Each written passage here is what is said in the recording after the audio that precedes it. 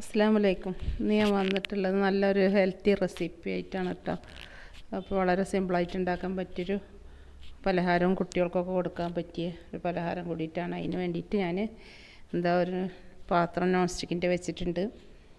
അതിലേക്ക് നമുക്ക് നിലക്കടലയില്ലേ, അത് കുറച്ചെടുത്തിട്ട് വറക്കാം. അത് നമുക്ക് സാധനം എത്ര ഉണ്ടാക്കണം വെച്ചാൽ കണക്കൊന്നുമില്ല കേട്ടോ, ആവശ്യത്തിനനുസരിച്ച്. ഞാൻ കുറച്ച് ഉണ്ടാക്കണുള്ളൂ, അപ്പോൾ കുറച്ച് നിലക്കടല എടുത്തിട്ടുണ്ട്. അത് നന്നായി വറുത്ത് വെക്കാം. അപ്പോഴൊക്കെ നമുക്കൊരു 3 അച്ച് ശർക്കര ഉരുക്കാൻ വെക്കാം.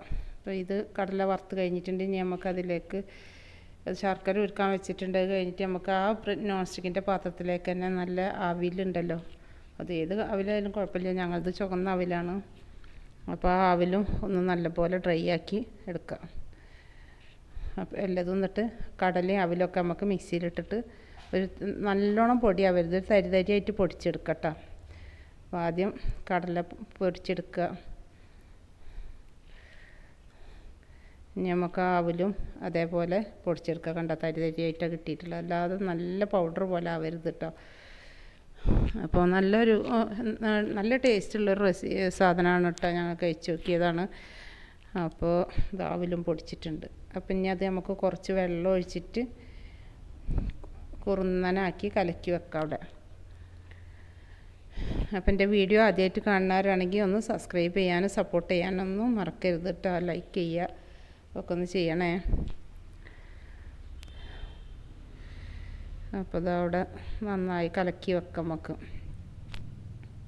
കൂടുതൽ വെള്ളമാക്കരുത്, ആവശ്യത്തിനുള്ള വെള്ളം ഒഴിച്ച് കലക്കിയിട്ട് അവിടെ വെച്ചിട്ട് നമുക്ക് ബാക്കിയുള്ള ചെരുവകളൊക്കെ ശരിയാക്കി എടുക്കാനായിട്ട് നോൺ സ്റ്റിക്ക് വെച്ചിട്ടുണ്ട്. അതിലേക്ക് നല്ല മെൽമയുടെ നെയ്യുണ്ടല്ലോ, അത് ഇട്ടിട്ടുണ്ട് കേട്ടോ. അതിൽ ആ നെയ്യ് മൂത്ത് വരുമ്പോൾ നമുക്ക് അതിലേക്ക് അണ്ടിപ്പരിപ്പും മുന്തിരി എന്താ ഉള്ളതെന്ന് വെച്ചാൽ ഇപ്പം എൻ്റെ അടുത്ത് മുന്തിരി, അപ്പം ഞാൻ അണ്ടിപ്പരിപ്പും ബദാമും കൂടെ നുറുക്കിയിട്ട് ചേർത്തിട്ടുണ്ട് കേട്ടോ. അതൊന്ന് ഫ്രൈ ആക്കി എടുക്കാം. അപ്പോൾ എല്ലാവരും ഇതൊക്കെ ഒന്ന് ട്രൈ ചെയ്ത് നോക്കുക. കുട്ടികളൊക്കെ ഉള്ള വീട്ടിലാണെങ്കിൽ സ്കൂളിൽ വരുമ്പോഴേക്ക് ഉണ്ടാക്കാൻ പറ്റിയ റെസിപ്പിയാണ്. അപ്പോൾ അതിലേക്ക് ഞാൻ ഒരു 1.5 മുറി തേങ്ങ ചേർത്തിട്ടുണ്ട് കേട്ടോ. തേങ്ങയൊക്കെ നമ്മളെ ഇഷ്ടത്തിനനുസരിച്ച് ചേർത്ത് കൊടുക്കുക. ടേസ്റ്റിന് വേണ്ടിയിട്ട് കൂടുതൽ ചേർക്കണമെങ്കിൽ ചേർക്കാം, അങ്ങനെയൊക്കെ.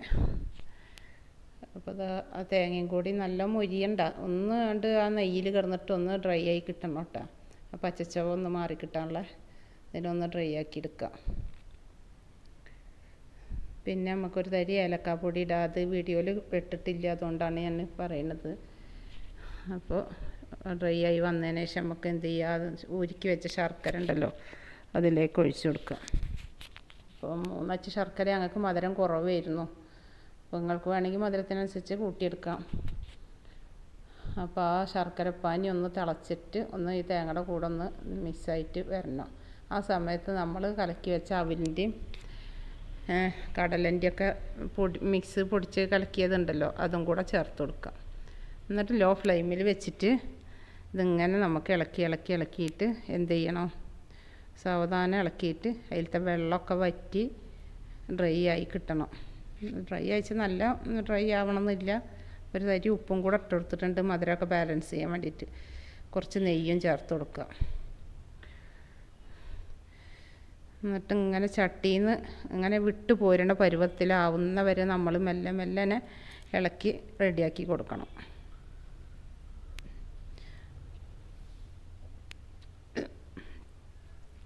കുട്ടികൾക്കൊക്കെ ഉണ്ടാക്കി കൊടുത്താൽ നല്ലൊരു ഹെൽത്തി ആയ റെസിപ്പി കേട്ടോ.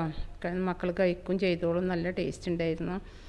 അപ്പോൾ അത് ഏകദേശം നല്ല വെള്ളമൊക്കെ വറ്റി ചട്ടിയിൽ നിന്ന് വിട്ട് വരുന്ന പരുവത്തിലായിട്ടുണ്ട്. അപ്പം ഞാൻ എല്ലാവരുടെ അടുത്തും എന്ത് പാത്രം കേക്ക് ടീനൊക്കെ ഉണ്ടെങ്കിൽ അതിലാക്കിയാലും, എൻ്റെ അടുത്ത് ഇപ്പോൾ ഇതാണ് ഉള്ളത്. പിന്നെ ഞങ്ങൾ കുറച്ച് ഉണ്ടാക്കിയിട്ടുള്ളൂ. അപ്പോൾ ഒരു ചോറ്റും പാത്രത്തിലാണ് നെയ്യൊക്കെ പരട്ടിയിട്ട് വെക്കണത് കേട്ടോ. നമുക്ക് ഏത് പാത്രത്തിലായാലും കുഴപ്പമില്ല. അപ്പോൾ അതിൽ കുറച്ച് നട്ട്സൊക്കെ വെച്ച് കൊടുക്കുക. ഉണ്ട്. അപ്പോൾ ഇങ്ങനെ ചട്ടിയിൽ നിന്ന് വിട്ട് പോരുന്ന പരുവായിട്ടുണ്ട്, വെള്ളമൊക്കെ വറ്റിയിട്ട്. അപ്പം നമുക്ക് എന്ത് ചെയ്യുക, ഈ ചോറ്റുപാത്രത്തിലേക്ക് കുറേശ്ശെ അത് ചൂട് കൊടുക്കാനെ തന്നെ വെച്ചിട്ട് നല്ലോണം പരത്തി ഒന്ന് അമർത്തി കൊടുക്കുക.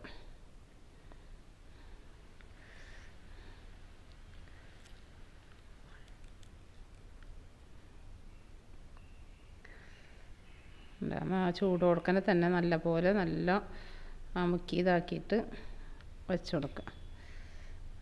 അപ്പോൾ റെസിപ്പി ഇഷ്ടമായെങ്കിൽ സബ്സ്ക്രൈബ് ചെയ്യാൻ മറക്കരുത്, ലൈക്ക് ചെയ്യണം. അപ്പോൾ അടുത്ത റെസിപ്പി ആയിട്ട് വരുന്നവരെ ബൈ.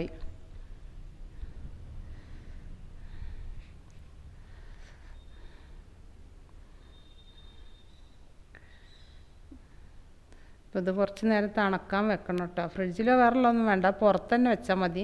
ഒരു 10-15 മിനിറ്റ് കഴിയുമ്പോഴേക്ക് നല്ല തണുത്ത് ഉറച്ചിട്ടുണ്ടാവും. അപ്പോൾ നമുക്ക് ഇപ്പോൾ വേണ്ട 10-15 മിനിറ്റ് കഴിഞ്ഞപ്പോൾ ഞാനൊന്ന് എടുത്ത് നോക്കിയതാണ്. ആ ഒരു സൈഡൊക്കെ വിട്ട് നിൽക്കുന്നുണ്ട്, എന്നാലും ഒന്ന് കത്തി കൊണ്ടൊന്ന് ഇളക്കി കൊടുത്തിട്ട് നമുക്കൊരു പാത്രത്തിലേക്ക് കൊട്ടിയിട്ട് മുറിച്ചെടുക്കാം.